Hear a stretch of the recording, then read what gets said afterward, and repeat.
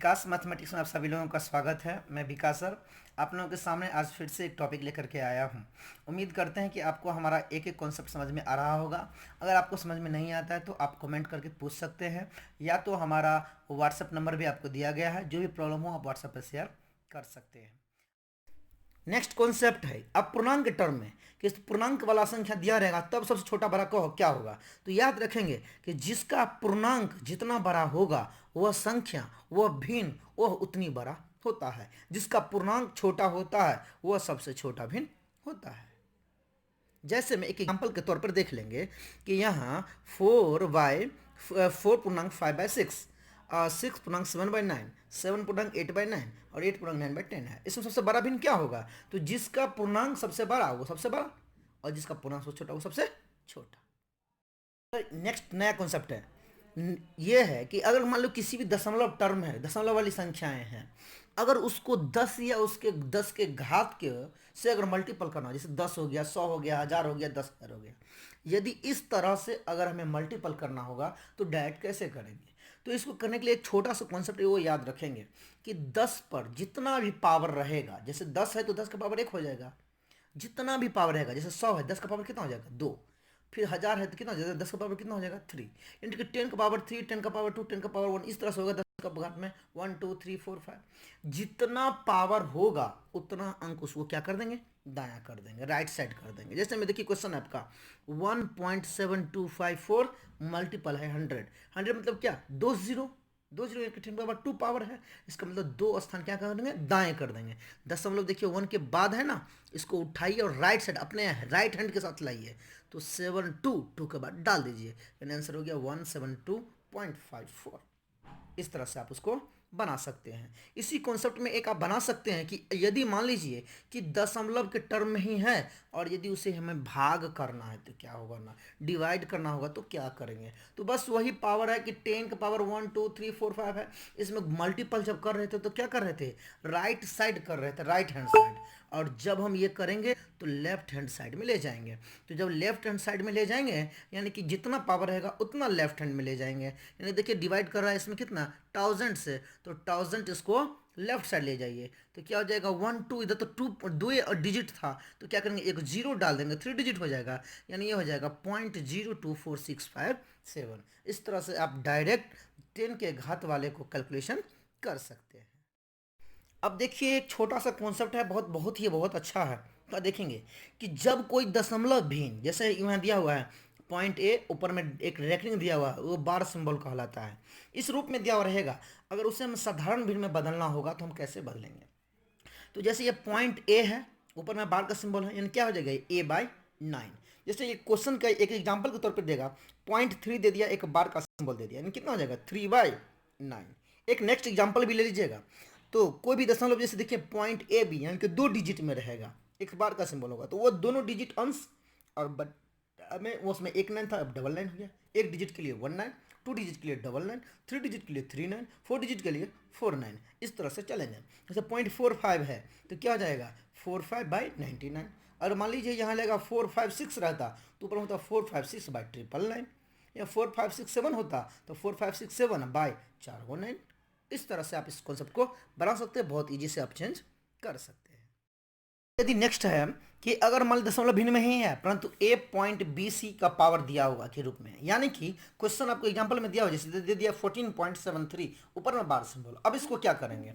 तो बदलने के ए पूर्णांक बी सी बाई 99 हो गया। उसी तरह से यहाँ 14.73 है, यानी हो जाएगा 14.73/99।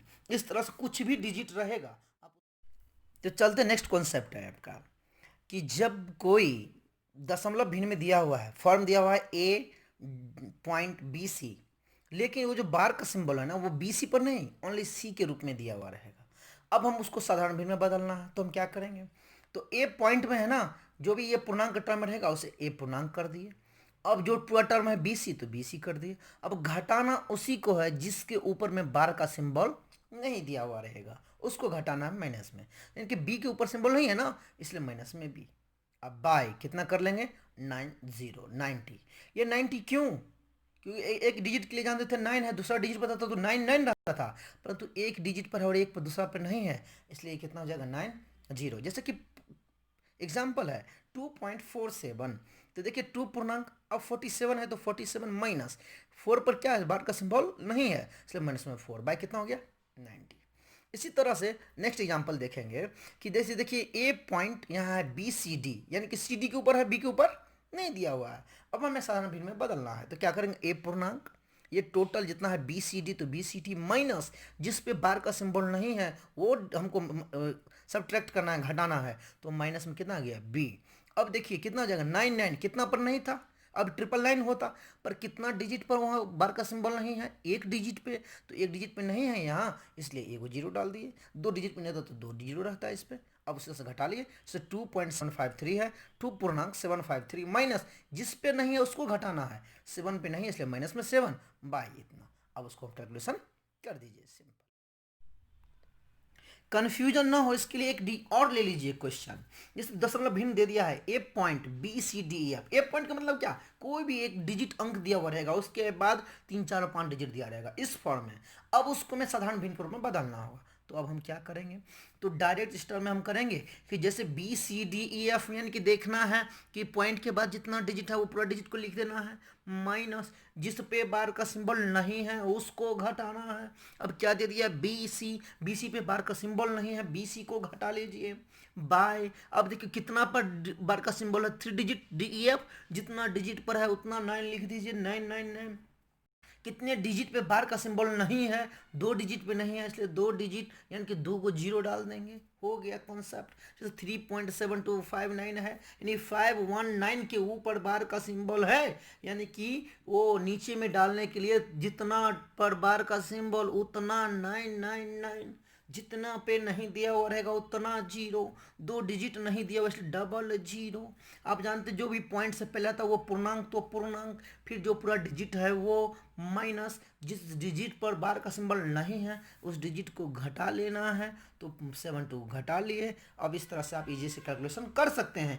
किसी भी तरह का डाउट हमें हमारे ख्याल से नहीं होना चाहिए, क्योंकि मैंने हर तरह का एग्जाम्पल ले लिया है। फिर भी यदि अगर डाउट है तो आप सभी हमारे कमेंट बॉक्स में आप कमेंट कर सकते हैं। और हाँ, आप लोग जो भी अध्ययन कर रहे हैं, सीख रहे हैं, वो अपने फ्रेंड के साथ शेयर जरूर करें और लाइक और शेयर करना ना भूलेंगे। चलते हैं नेक्स्ट कॉन्सेप्ट। जैसा कि आप देखे होंगे कि भोजन पे खर्च, मनोरंजन पर खर्च, कपड़े पर खर्च, फिर भी शेष बच जाता है, इस तरह का एक ना एक क्वेश्चन एग्जाम में रहता ही है। जब भी इस तरह का अगर मान लीजिए कॉन्सेप्ट आपको आता है, इस तरह का क्वेश्चन आता है, तो आप इस मेथड से भी बना सकते हैं, और इसका हम एक और मेथड दिए हैं उससे भी बना सकते हैं। या तो आप इससे पहले जितना भी मेरा 150 वीडियो लोड हुआ है, अगर आप वो पढ़ेंगे समझेंगे तो आपको एक एक कॉन्सेप्ट से कॉन्सेप्ट मिलेगा।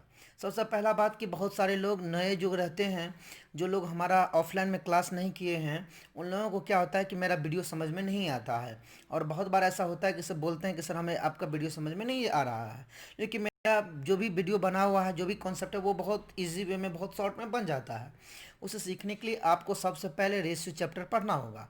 इसलिए अगर हमारी राय लेंगे तो आप सबसे पहले हमारा वीडियो जो भी रेशियो का है, 3 पार्ट में आपका थ्योरी का दिया हुआ है, अगर आप वो पार्ट पढ़ लेते हैं तो आपको कभी भी समस्या, हमारा वीडियो, हमारा कोई भी क्लास समझने में नहीं होगी, हमारे वीडियो देखने में नहीं होगी। इसलिए हम इतना कहेंगे कि सबसे पहले आप रेशियो का जो जो भी 3 पार्ट बना हुआ है वो 3 पार्ट आप पढ़ लें। उसके बावजूद आप जो हैं सो रेशियो का जो भी सवाल दिया हुआ है आप उसे सीख लें। अगर रेशियो चैप्टर आपका कंप्लीट है तो समझिए हमारा कोई भी वीडियो देखने में आपका कोई भी प्रॉब्लम नहीं होगी। बहुत सारे स्टूडेंट ये होता है सर मेरा तो रेशियो आता है, मुझे कंप्लीट है, बट वो आपका क्या कंप्लीट है उससे हमें कोई मतलब नहीं है। अगर आप हमारा वीडियो समझना चाहते हैं, देखना चाहते हैं, तो आपको हमारा जो भी मेथड है उस मेथड से आपको सीखना होगा रेशियो चैप्टर। अगर आप रेशियो सीख गए ना तो उसी चैप्टर पर आधारित सभी चैप्टर बनाया गया है। आप रेशियो समझ गए, इसका मतलब समझिए कि हमसे पूरा मैथ आप सीख गए। इसलिए सबसे पहले हम यही कहेंगे कि आप सभी लोग हमारा रेशियो चैप्टर देख लें। ठीक है, तो आप इस कॉन्सेप्ट का यूज़ करेंगे, इस कॉन्सेप्ट का कैसे हम इस्तेमाल करेंगे वो हम बता देते हैं। परंतु डायरेक्टली जो भी आमदनी होगा बी टर्म का वो बाय शेष निकालने के लिए इसमें दिया हुआ है 1 - a/b + x/y + m/n क्या है वो कॉन्सेप्ट यहाँ समझें आप। सबसे पहला बात है कि एक एग्जाम्पल के तौर पे ले लिए हैं कि मान लीजिए एक कक्षा है, इस कक्षा में 50 विद्यार्थी का एडमिशन होता है, उसमें एक दिन में कुल विद्यार्थी का 7/10 कुल विद्यार्थी कितना होगा, जितना भी बच्चा होगा, 1 हो, 100 हो, 500, उसमें कोई मतलब नहीं है, जितना भी बच्चा होगा उसका 7/10 भाग क्या है, उपस्थित है। यानी इस सेंस में कहने का मतलब ये आ गया है कि टोटल अगर 10 बच्चा है तो उसमें से 7 बच्चा प्रेजेंट है, इसका मतलब उपस्थित है, कितना परसेंट, 70%। तो बताइए कि उस दिन कितने विद्यार्थी अनुपस्थित रहे, यानी कि एब्सेंट रहे। तो यहाँ ए का टर्म किसको मान लिया गया है, 7 को, बी का टर्म किसको मान लिया गया है, 10 को, कुल विद्यार्थी मेरा कितना है, 50। तो जब अनुपस्थित छात्र हमको निकालना होगा तो हम क्या करेंगे, टोटल विद्यार्थी को मल्टीपल कर देंगे। हमारे अनुसार हमेशा कुल विद्यार्थी 1 होता है, इसलिए 1 - 7/10 घटाएंगे तो क्या आ जाएगा, 3/10, कट कर देंगे तो कितना आ जाएगा, 15। इस तरह से आप इस तरह के सवाल को बना सकते हैं, या तो आप इस दूसरे मेथड से भी आप इसको, जैसा कि आपका है कि टोटल नंबर ऑफ स्टूडेंट कितना था, 10, जिसमें परसेंट कितना हुआ, 7, तो एब्सेंट कितना हो गया, 3। और हमारे रेशियो के अकॉर्डिंग आप जानते हैं कि प्रश्न में दिए हुए निश्चित राशि के तुलना अनुपात उसी पद से, तो प्रश्न में निश्चित राशि कितना दे दिया गया है, टोटल नंबर ऑफ विद्यार्थी कितना, 50, तो टोटल नंबर ऑफ विद्यार्थी 50, और टोटल की तुलना टोटल से, टोटल मेरा कितना है, 10, तो 10 मल्टीपल, जिसे ज्ञात करना होगा उससे गुना, यही मेरा रेशियो का कॉन्सेप्ट है, इसे याद रखना है कि निश्चित राशि की तुलना अनुपात के उसी पद से तथा जिसे ज्ञात करना होगा उससे गुना। तो 50/10 मल्टीपल, ज्ञात क्या करना है, प्रेजेंट तो 7 से गुना, पूछेगा एब्सेंट तो 3 से गुना, पर आपसे पूछा जा रहा है एब्सेंट का, इसलिए हम मल्टीपल करेंगे 3 से। अब 0 से 0 काट दे तो 5, प्रेजेंट कितना हो जाएगा 35, और एब्सेंट कितना हो जाएगा 15।